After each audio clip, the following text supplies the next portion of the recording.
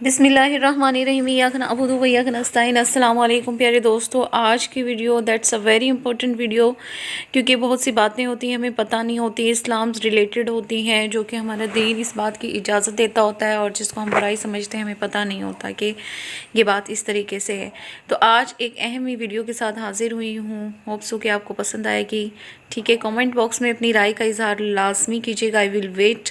तलाक याफ्ता लड़की जो होती है, लोग कहते हैं कि तलाक याफ्ता लड़की से शादी ना करना, क्योंकि वो अच्छी लड़की नहीं होती। क्योंकि अगर अच्छी होती तो इसे तलाक क्यों होती, लोग ये बात कहते हैं। लेकिन आप आगे भी ये वीडियो देखें कि इसमें बात क्या बयान की गई है। मुस्तफ़ा अलैहिस्सलाम की 2 बेटियों को भी तलाक हुई। अल्लाह के वास्ते ये बात आम करो। देखें, जो इंसान के नसीब में होता है वही होकर रहता है।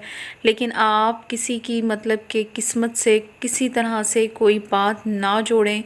वो इंसान शायद अपने नसीब की वजह से उस मकाम पर पहुंचा है।